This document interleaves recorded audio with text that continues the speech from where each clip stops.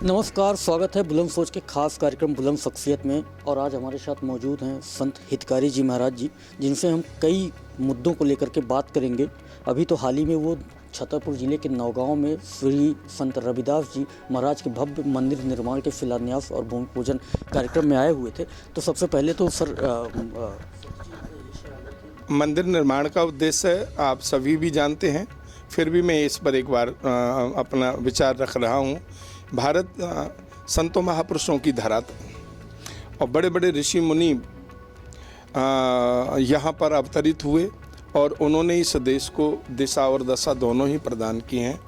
उन्हीं में से संत शिरोमणि गुरु रविदास जी महाराज जो माघ पूर्णिमा संवत 1433 को काशी के पावन धरातल पर प्रकट होते हैं और उन्होंने जो संदेश दिया, उनके संदेश को आम आदमी से लेके खास आदमी तक ने, सभी जाति और वर्गों के लोगों ने उसकी सराहना ही नहीं की बल्कि उनको स्वीकार भी किया।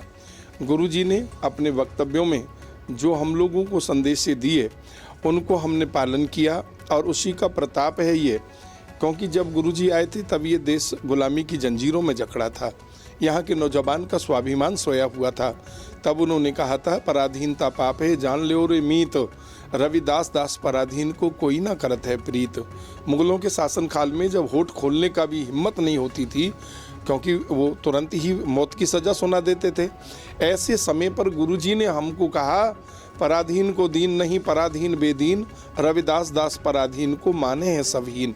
तो जिन्होंने इतना बड़ा सपना भारत के नागरिकों को दिखाया हो कि वो मुक्त भारत का बीड़ा लें, संकल्प लें, आज़ाद भारत का संकल्प लें, तो ऐसे महापुरुष को और जीवन के हर पहलू पर उन्होंने अपनी बात रखी है। भारतीय इतिहास की बात करें तो धर्म और राजनीति हमेशा से एक दूसरे के पूरक रहे हैं।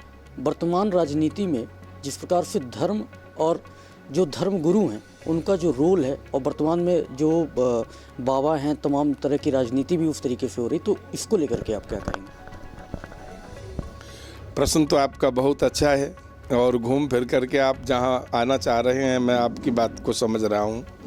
एक वक्त था जब राजनीति के ऊपर धर्म हावी रहता था और आज वक्त कुछ बदल सा गया है।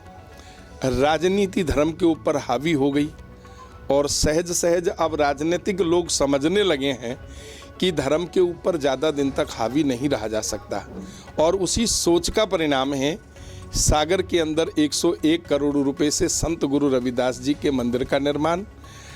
जहाँ तक मेरा अपना विचार कहता है, क्योंकि ये एक दूसरे के पूरक हैं और धर्म हमेशा ही ऊपर रहा है, धर्म को हमेशा ही नमस्कार किया है, क्योंकि जो धर्म को चलाते हैं उनको महाराज कहा जाता है और जो शासन तंत्र को चलाते हैं उनको राजा कहा जाता है। ये भारत का कल्चर रहा है। तो जब जब भी यहाँ इसके साथ कोई छेड़छाड़ की गई है तब तब यहाँ की जो परिस्थितियाँ हैं जो वो विपरीत हो गई हैं, तो आज उन्हीं को संभालने का प्रयास भर है। संत गुरु रविदास जी की शिक्षाओं के साथ साथ यहाँ के राजनीतिक और धर्म पर जो अभी आपने वक्तव्य रखा उसको कहीं संतुलित करने का प्रयास किया जा रहा है। तो से एक ये है कि वर्तमान राजनीति में बाबाओं को और संतों को लॉन्च किया जाता है और कई तरह तमाम चैनलों में भी संत बन के लोग सामने आते हैं। तो संत की परिभाषा क्या है और किस प्रकार से इनकी राजनीति में इनका क्या दखल होना चाहिए? बड़ा अच्छा प्रश्न, एक बार पुनः आपको धन्यवाद करता हूँ। संत की परिभाषा क्या है? संतो कहिए जीव को संतो शांत स्वरूप, संतो कहिए श्रेता जो निवारत रूप। संत किसी बाने का नाम, संत एक सोच का नाम है, संत उस शांत स्वभाव का नाम है कि जहाँ अनेकों तूफानें उठते हों फिर भी वो अपने आप में सम बने रहते हैं, उस मुद्रा का नाम संत है। आपने अभी जो बात कही है कि अनेकों संतों को आगे लाया जा रहा है, तो भारतीय संविधान ने ये ताकत दी है हमको, उसने हमें एहसास कराया है कि जो सुख सत्ता के अंदर है, स्वराज के अंदर है, वो सुख और दूसरी जगह नहीं है। आज जिनका हम मंदिर निर्माण करके आ रहे हैं, शिलान्यास करके आ रहे हैं, उन्होंने कहा था, रविदास मनुष्य को जगत में सुख कर हैं दो ठाव, एक सुख स्वराज में दूसर मरगट गाँव। तो उसी दिशा की तरफ को आज ये सरकारें काम कर रही हैं। जहाँ तक जाति और धर्म की बातें हैं, तो जाति और धर्म पर तो हमारे गुरु ने साफ शब्दों में कह दिया है, हिंदुओं से कर दोस्ती, मुसलमान सो प्रीत, रविदास पूत सब प्रभु के, सब हैं अपने मीत। भारत हम सबका है और हम सब इसकी नागरिकता को धारण किए हैं। हम इस अनेकता में एकता हमारी पहचान रही है और जो भी इसके लिए सरकार काम करेगी हम उसका हमेशा समर्थन करेंगे, चाहे वो कोई भी हो। लोगों का जीवन कैसे धन्य हो, ऐसे कोई दो चार बातें आप बताएं हमारे चैनल के माध्यम से कि लोगों तक पहुंचे और लोग उसको सुने और उनका जीवन में कुछ अच्छा हो। जीवन को अच्छा करने के लिए सबसे पहले तो गुरुजी का ऐसा संदेश है, रविदास मदिरा क्या पीजिए जो चढ़े चढ़े उतराए, नाम महारस पीजिए जो चढ़े नहीं उतराए। उन्होंने कहा कि जो शराब हम पीते हैं 3 घंटे के बाद उतर जाती है, फिर पीते हैं, फिर उतर जाती है, फिर पीते हैं, बार बार ये क्रम जारी रहता है। गुरु कहते हैं कि इससे बचाव करो और इस पर खर्च होने वाले पैसे को अपने बच्चों की शिक्षा पर लगाओ। जब अपने बच्चों को शिक्षित बनाओगे तो आपका परिवार शिक्षित होगा, समाज शिक्षित होगा, आपका राष्ट्र शिक्षित होगा। और जो परिवार, समाज और राष्ट्र शिक्षित होता है उसके विकास की जो पथ है वो खुल जाता है, वो रास्ता खुल जाता है, वो विकसित दिशा में बढ़ता है। और हमारे गुरु ने मानव जीवन को बहुत ही एक अभय वरदान दिया। उन्होंने कहा, हरि भक्ति श्रम साधन जग में जिनके पास, तेन ही जीवन सफल भयो सत भाके रविदास। ये जो जीवन है जड़ चेतन 2 वस्तुओं का मिश्रण है, योग है। एक तो शरीर है, ये जड़ है, इसका कल्याण के लिए हमें रोटी चाहिए, इसके कल्याण को कपड़ा चाहिए, इसके कल्याण के लिए सर छुपाने को घर चाहिए। और जो इस शरीर में रहता है चैतन्य जीवात्मा, उसके लिए हरि भक्ति चाहिए। तो शरीर का कल्याण श्रम करने से होगा। गुरुजी ने कहा, श्रम को ईश्वर मानकर जो पूजे दिन रैन, रविदास तने संसार में सदा मिले सुख चैन। किसान अपनी किसानी को समर्पित हो जाए, मजदूर अपनी झाड़ी को समर्पित हो जाए और ऑफिस वाला अपने ऑफिस के कार्य के प्रति अपने परायणता दिखाए और जो जहाँ जिस रास्ते पर चल रहा है उसी को भगवान का रूप समझ करके अपने नेक नियति से, अपने समर्पण भाव से उस कार्य को अंजाम तक पहुंचाए।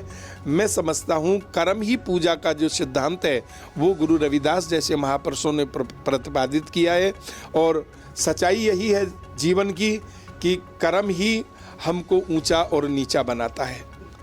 हम अच्छे कर्म करें, रविदास जन्म के कारण होत न को नीच, नर को नीच कर डार है ओछे कर्म की कींच।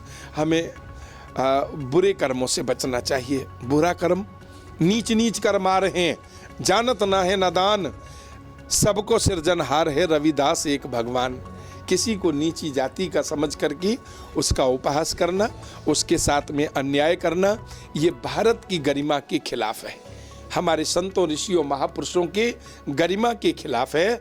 इसलिए हम आपके चैनल के माध्यम से समूचे भारतवासियों को ये आग्रह करना चाहते हैं कि वो अपने ऋषि मुनि गुरुओं और संत रविदास जी जैसे महापुरुषों के आदर्शों को स्वीकार करके इस भारत को विश्व गुरु बनाने की दिशा में अपना अपना सहयोग दें। एक आखिरी सवाल ये है कि बुंदेलखंड की धरती में संत रविदास जी के मंदिर का आज भूमि पूजन और शिलान्यास हुआ है, आयोजक मंडल को आप क्या कहेंगे? मैं बधाई देना चाहूँगा आयोजक मंडल को, जिन्होंने एक ऐसी सोच को यहाँ पर जन्म दिया है जो देश हित में है, राष्ट्र हित में है, समाज हित में है और पूरे विश्व के मानव जाति और प्राणी मात्र के हित में है।